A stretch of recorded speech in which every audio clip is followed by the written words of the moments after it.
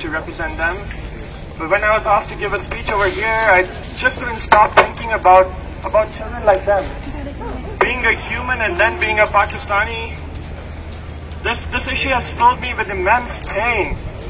And the fact that, I haven't been able to do anything about it for such a long time has just made me really depressed. So to counteract for that, I've written a poem, and I wanted to do spoken word, but I couldn't memorize it, so bear with me as I read my poem. On the other side of the planet sit two operators. Sipping their coffee, they navigate through their computers. Blinded by the distance, the graphics, the labels, they think not twice while pressing the buttons. They fired the missiles, destroyed their homes. Mission accomplished. They rejoice in many tones. We've destroyed the enemies, one explains. They had no rights, the other proclaims. These operators are decorated with shiny medals. They're given remote rewards for displaying great valor. The media celebrates, terrorists are killed. There is no sense of shame or guilt. The reality is different, my brothers and sisters. These targets are real people, not computer graphics or aliens. The drone busts up in the sky. The child exclaims, "Look, Mama, a plane is high in the sky." He runs to the roof and waves at the plane.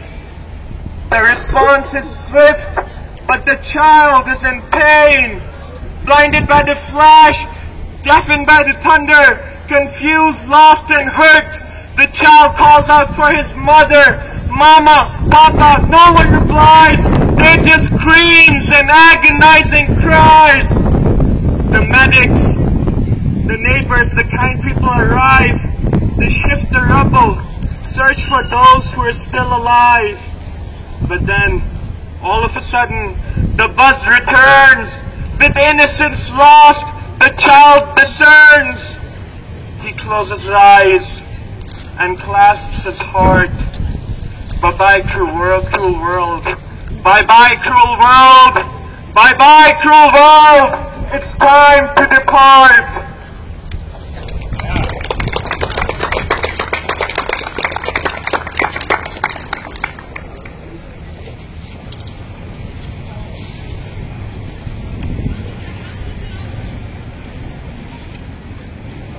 Hi, can you hear me? Okay. My name's Elizabeth. I'm here with Stanford Students for Queer Liberation. One of our biggest principles is the celebration of difference among different people. I just want to talk a little bit about responsibility. If you're here at this protest, you're accepting responsibility for changing this situation. You're accepting responsibility for doing a whole lot of unpaid work that needs to be done because this country isn't going to pay us to come up with alternatives. When someone asks right now, what's the alternative to increasing the military, to more intelligence, to more drone warfare? How can we protect ourselves without these weapons? There's not one simple answer. Not one simple answer that will decrease the fear in this country and across this world. Not one simple answer that will deal with the fact that technology makes violence easier and more efficient, and humans need to make violence happen less. Right? That's an answer that we all need to participate in, individually. We're here to meet each other, we can talk to each other here, but it doesn't end with protests. It doesn't end with conversations. It doesn't end with doing something that anyone else tells you to do. What we need from everyone here is for you to think. We need you to learn. We need you to learn about how Stanford supports drone warfare. We need you to learn about how someone you know, maybe if you can change the mind of someone you know, that will change some of our situation. We need you to dedicate some of your time, your energy to learning, to developing alternatives to violence, to developing the reduction of fear, to think about that and to teach those methods to everyone else. Whatever your strengths are, please use them.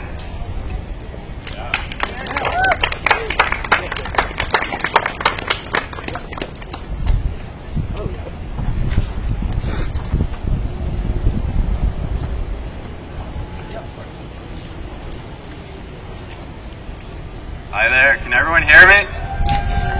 My name's Cole, I'm a sophomore. Thank you so much for coming. I want to just speak briefly about why I'm here and why I think we need to be here and the questions we have to ask our university. Together, we have the privilege, the duty, and the responsibility as students at Stanford, as faculty, as community members, to bring attention to our university's ties to drone research, technology, surveillance, warfare, and murder. Personally, I want to bring up several questions for our university to think about. The 1885 founding grant of Stanford University explains that the purpose of this university is in part, quote, to promote the public welfare by exercising an influence on behalf of humanity and civilization, end quote. On the whole, do drones promote the public welfare? If by public welfare the founders of this university meant the Department of War, also known as the Department of Defense, then absolutely. On the whole, do drones help humanity and civilization? The evidence is out, as Omar explains. When drones are not spying on civilians, when drones are not investigating people and terrifying whole communities, they are killing civilians. Our university, along with our government, will be complicit in the deaths of so many innocents from drone strikes and drone surveillance if it does not seriously consider these questions and the answers that seem so clear to us today. To me, the answers are clear. The answers are clear. And we are soaking the founding grant of this university in buckets of cardinal blood with every contract our labs sign with the Department of War, with every new piece of drone technology we dream up, and with every drone we innovate. Thank you. Thank you, Cole. Is there anyone else that would like to? Yeah, awesome. Thank you.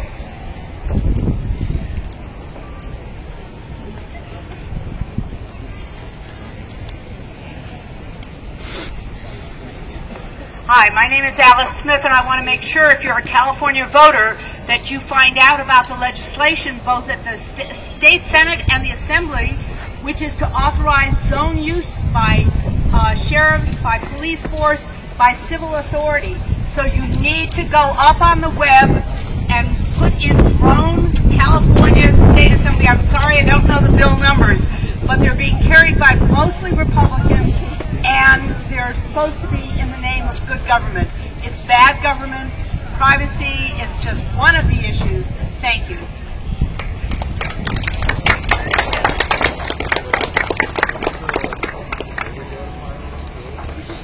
Awesome, thank you. Now we'll have Mata from Muslim Students Awareness Network.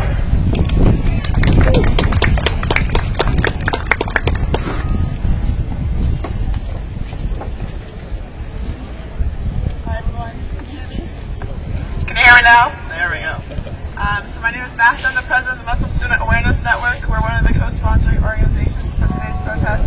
I just want to come up here, let you all know that we're sponsoring this because, as you heard from Omar and the other speakers today, that's happening all over the Middle East, Pakistan, Afghanistan, Yemen, Palestine, and what our purpose is on campus is to promote peace in the Muslim world, and we have no idea how the United States thinks that drone warfare is going to promote peace. So, thank you.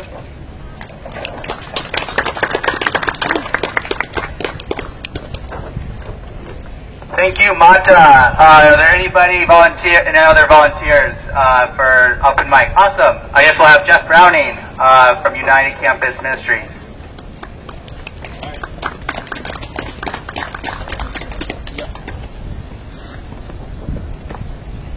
Good afternoon. I just wanted to plead to those of us that are in religious communities, especially non-Muslim communities, that we speak out on this.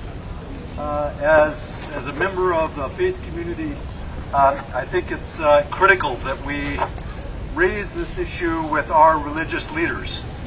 We have to let them know that this is an outrage and that we need to take a stand on this as religious leaders, as communities of faith. I want to, as Omar pointed out, there's so much to say about this, and it's hard to We could go on for days about this. But let me just point out a couple of things that Martin Luther King said, and I'm sure you've heard it before, but it bears repeating. He says, the ultimate weakness of violence is that it is a descending spiral, begetting the very thing it seeks to destroy. Instead of diminishing evil, it multiplies it. Through violence, you may murder the liar, but you cannot murder the lie, nor establish the truth. Through violence, you may murder the hater, but you do not murder the hate.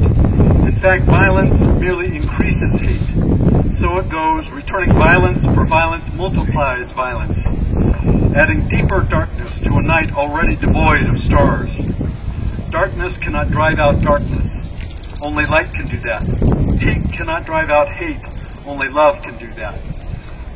And I think it's important to realize that if we want to develop peace, we cannot do it by drone strikes.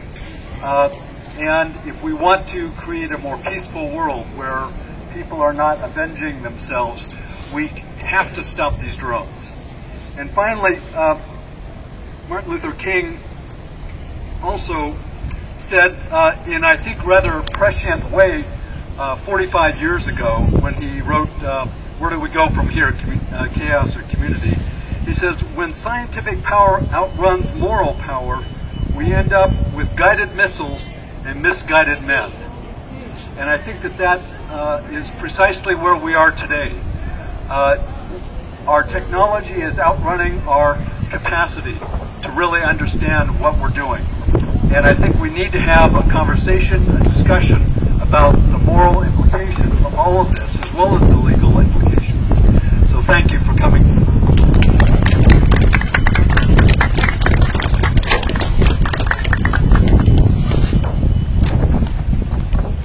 Thank you, Geoff.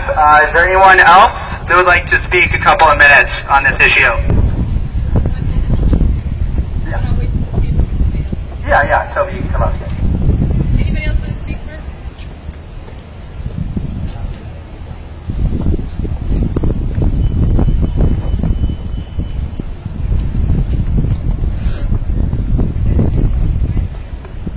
So I just want to say there's always so much to say about drone warfare and how horrible it is that I get carried away. I forget to talk about the important stuff. The important stuff is, as the young woman who spoke earlier, it's what are we going to do about it?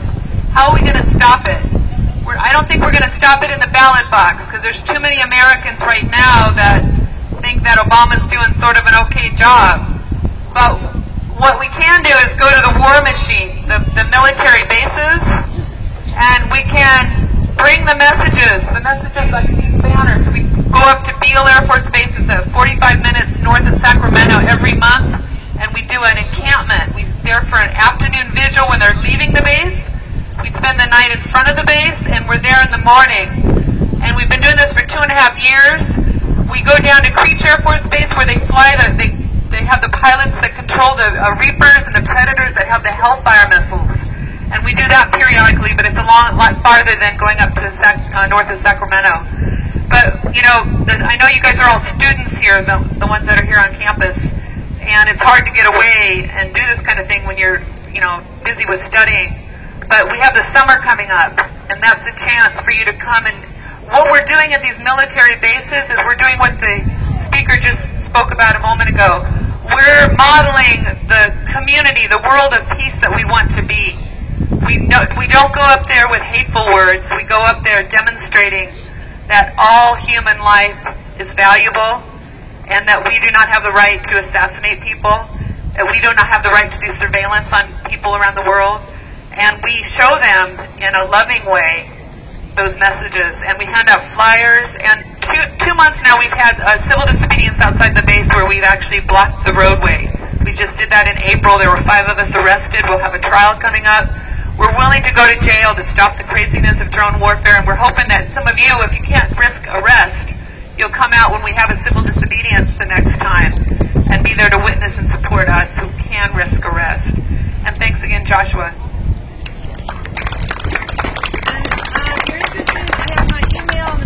Flyer, so you can find out more. You can write to me, and I'll give you contact information about all of that. Awesome. Thank you everyone for your contribution to the open mic. So now we're going to conclude with a die-in under the drone replica we have to symbolize the death and destruction that drone warfare reaps on populations in Yemen, Pakistan, Afghanistan, and Somalia. So if you're interested in participating, please mobilize over around this area under the drone by the guy waving and the obvious drone. And we'll stage die-in for a couple of minutes to symbolize the death and destruction. So if you can please start moving over, that'd be awesome.